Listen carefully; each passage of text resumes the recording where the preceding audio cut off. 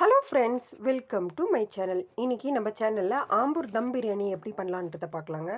இந்த தம் பிரியாணி செய்கிறது ரொம்ப ஈஸி. நிறைய இன்க்ரீடியன்ஸ் எல்லாம் தேவைப்படாது. கொஞ்சமான இன்க்ரீடியன்ஸை வச்சு எப்படி சூப்பராக டேஸ்ட்டாக பண்ணுறதுன்றதை பார்க்கலாம்.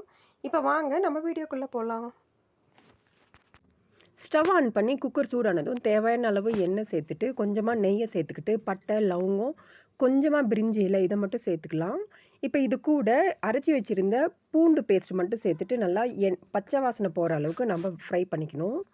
நல்லா பச்சை வாசனை போகிற வரைக்கும் ஃப்ரை பண்ணிவிட்டு பொடியாக கட் பண்ண வெங்காயத்தை 2 சேர்த்துக்கலாம். சேர்த்துட்டு இதையும் நல்லா வதக்கி எடுத்துக்கணும். பொன்னிறமாக வதக்கிக்கணும். வெங்காயம் வதங்கிறதுக்காக கொஞ்சமாக இதில் உப்பு கொஞ்சம் சேர்த்துக்கிட்டு வதக்கிக்கலாம். வெங்காயம் வதங்கி வரட்டும். வெங்காயம் வதங்கின பின்னாடி இஞ்சி பேஸ்ட்டு சேர்த்துக்கணும். ஒரு 2 ஸ்பூன் அளவுக்கு இஞ்சி பேஸ்ட்டு சேர்த்துக்கிறேன். இதை சேர்த்து நல்லா மிக்ஸ் பண்ணிவிட்டு இது கூட பொடியாக கட் பண்ண தக்காளி 2 சேர்த்துக்கிறேன். சேர்த்துட்டு நல்லா மிக்ஸ் பண்ணி விட்டுக்கலாம். மிக்ஸ் பண்ணிவிட்டு தக்காளி வதங்கி வரணும்னு அவசியம் இல்லை. இப்போ இது கூட நான் கொஞ்சமாக தயிரை சேர்த்து உப்பு சேர்த்து 1 கிலோ அளவு சிக்கனை மேரினேட் பண்ணி வச்சுருக்கிறேன். வெறும் தயிர் மட்டும்தான். இதை மிக்ஸ் பண்ணிவிட்டு 10லிருந்து 15 மிளகாவை ஊற வச்சேன். அதையும் நல்லா மிக்சியில் அரைச்சிக்கிட்டு அந்த பேஸ்ட்டை மட்டும் சேர்த்துக்கலாம். இன்னும் கொஞ்சம் தயிரை சேர்த்துட்டு உப்பு இந்த டிஷ்ஷுக்கு தேவையான அளவு உப்பை சேர்த்துட்டு நல்லா மிக்ஸ் பண்ணிக்கலாம். ஒரு கைப்பிடி அளவு புதினாவை சேர்த்துட்டு நல்லா மிக்ஸ் பண்ணிக்கணும். கொஞ்சமாக வேணும்னா கலர் பவுடர் சேர்த்துக்கலாம். இது ஆப்ஷனல் தான், வேணான்னா ஸ்கிப் பண்ணிடலாம். நான் 1.5 டம்ளர் அளவுக்கு அரிசி எடுத்துருக்கிறேன். அதே மாதிரி இந்த பிரியாணிக்கு 1.5 டம்ளர் அளவுக்கு தண்ணியும் சேர்த்துக்கிட்டால் போதும். சேர்த்துட்டு கொதிக்க வைக்கலாம். ஒரு 10லிருந்து 15 நிமிஷம் சிக்கன் கொதிக்கட்டும். நான் இன்னொரு ஸ்டவ்வில் தண்ணி எடுத்துகிட்ருக்கேன். அந்த தண்ணி கொதி வந்ததும் 1/2 மணி நேரம் ஊற வச்சுருந்த சீரக சம்பா அரிசியை சேர்த்துட்டு 2 நிமிஷம் தான், கரெக்டாக 2 நிமிஷத்தில் அதை நம்ம எடுத்துடணும்.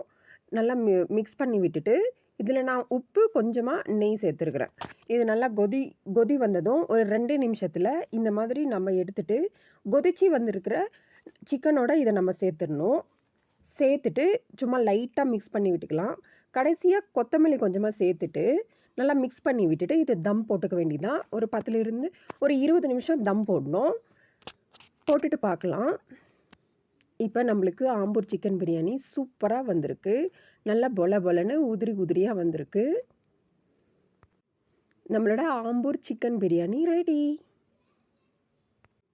இந்த சிக்கன் பிரியாணியோடைய நம்ம ரைத்தாவை வச்சு சேர்த்து சாப்பிட்டாவே ரொம்ப நல்லாயிருக்கும். நான் இன்றைக்கி கபாபும் சிக்கன் கிரேவியும் செஞ்சுருக்கிறேன். ஆம்பூர் சிக்கன் பிரியாணியோட கபாபு, சிக்கன் கிரேவி, ரைத்தா இதெல்லாம் வச்சு சாப்பிடும்போது வேறு லெவல் டேஸ்ட்டில் இருக்கும்.